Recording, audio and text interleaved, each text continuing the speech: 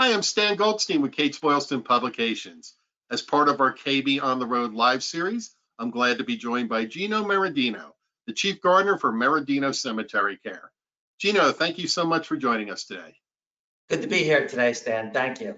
All right. Tell us how did you get started in the cemetery maintenance business?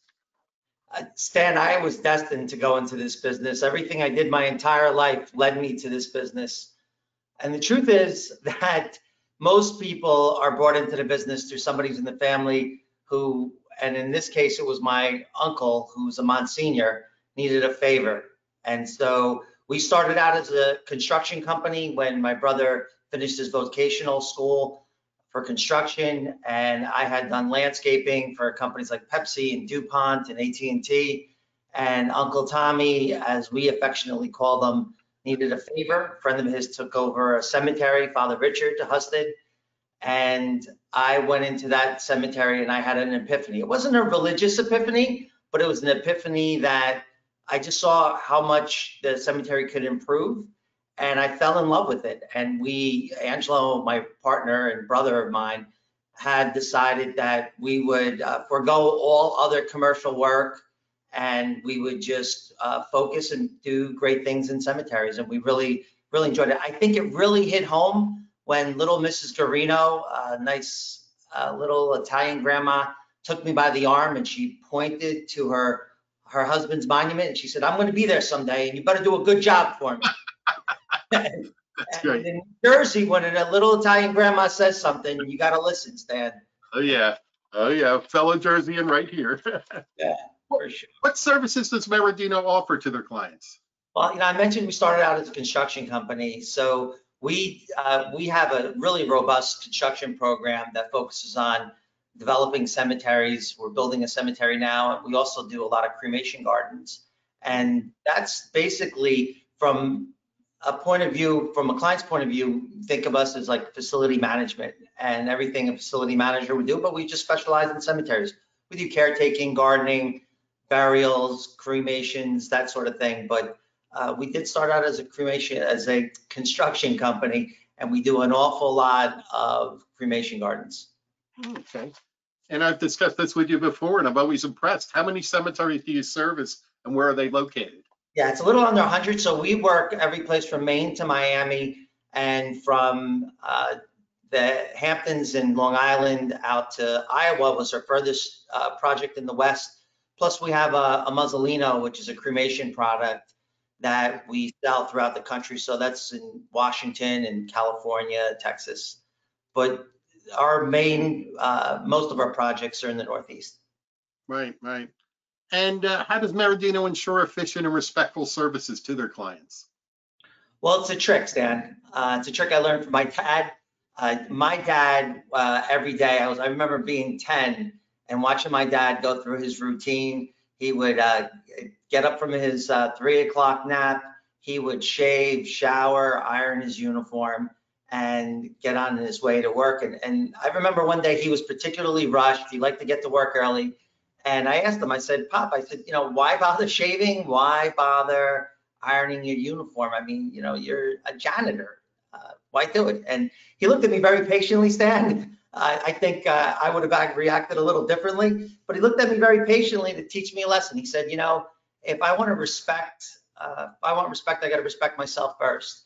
And the genius in that was he worked for the Marriott company, which owns hotels, and they do a great job in training. But the real training came from his surgeons and doctors that he worked with, because they knew how important it was to have a sanitary operating room and a sanitary hospital bed, and they just knew how important it is. In the light of COVID, I never realized until now how important that was.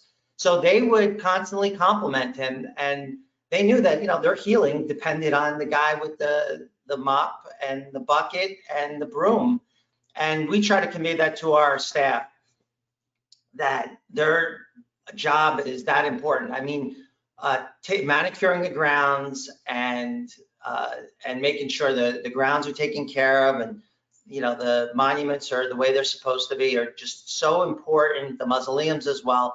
cemeteries, we believe, are a place of healing.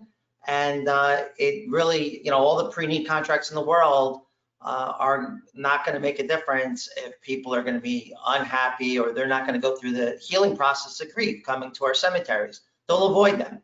But we believe that, that employee who's on the line trimmer or mowing has a tremendous amount of ability to change people's lives and make them feel comfortable and inspired by visiting the cemetery. So a little trick from Dad, he passed this year, so I'm very proud to mention him in the answer. Right. I remember writing an article about you, and you talked about how your crews even will take their caps off and show respect along with the funeral when a service comes in if they're working nearby. Yeah, Stan, one of the proudest moments of my career, we were in a New Jersey cemetery performing a burial for a family out of the Bronx. And the burial was an infant. And I just remember the hearse pulling up, and I remember it was a dreary day. If you look out your window, it's raining here in New Jersey.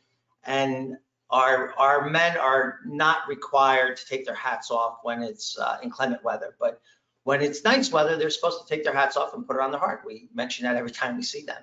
And so I just watched them sitting along the fence and watching the family with their umbrella, and they had their hats on. And I looked over at my men and I saw that they had their hats off on their heart. And it was such a proudful moment for me that I just thought, this is what I was meant to do. This is fantastic. Like, they get it. And they get it because we respect them, and we know that their job really makes a difference. And I knew in the bottom of my heart, Stan, that family was not going to get a funeral like that anywhere in the area. And I just, it was special to me for sure. Yeah. Yeah. And let's talk a little bit about your experience with ICCFA University. How has that shaped how you run your business? I have to tell you, it's humbling for me to share this with you, but I thought I was too good for the university. I thought, my goodness, what could they possibly teach me? I've been doing this for 10 years, and it's absolutely impossible they're going to convey anything over to me. We work in dozens of cemeteries at the time, and I just, we have an extensive construction background, and our business was in high demand. And I ended up sending my brother Anthony there because he had just joined the business, and he was now responsible for a 200-acre cemetery with hundreds and hundreds of burials.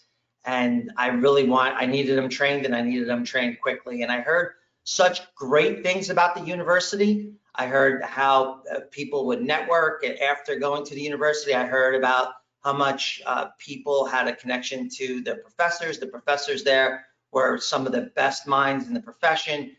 And I thought it would be great for Anthony. And when he came back, and he knew in 1 week more than I knew in 10 years, I knew I had to get a little bit more involved than just sending people there. So I ended up going myself. And, I've become a professor, and then I became the dean of the land college. And now I'm the vice president of education, for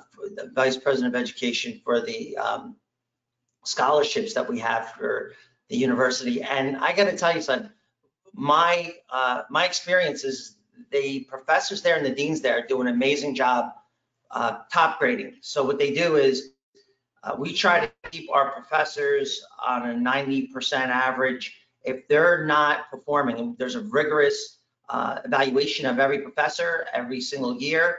And if those professors aren't performing to the students' desire, and that experience isn't that positive for students, we start looking to change the curriculum or start changing the professors. And it's a tremendous amount of time and effort, but it's worth it.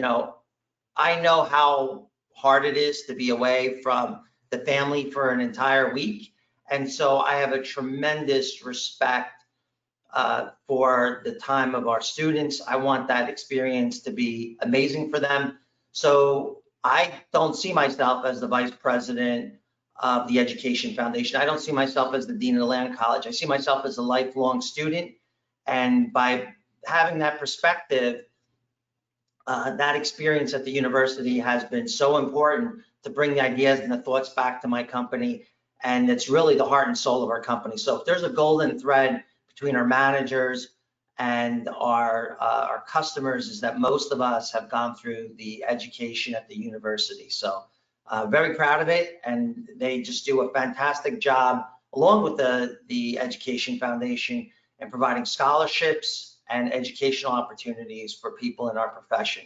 It really is, some people call it an industry. Stan, I love to consider it as a profession. I think that my dad would agree, and he's probably up there cheering us on, hoping that we continue that legacy.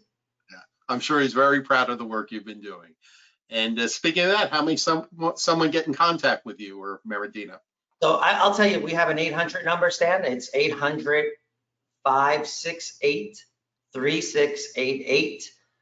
My email address is 1776 Gino, Gino @gmail.com. But if you really want me to reach you, it's through Facebook. My Gino Merendino Facebook page is where I like to connect to people and share best practices and a little bit about who I am and what we're all about. Right. Gino, always a pleasure to talk to you. Thank you very much. So, same here, Stan. Thanks. Bye-bye.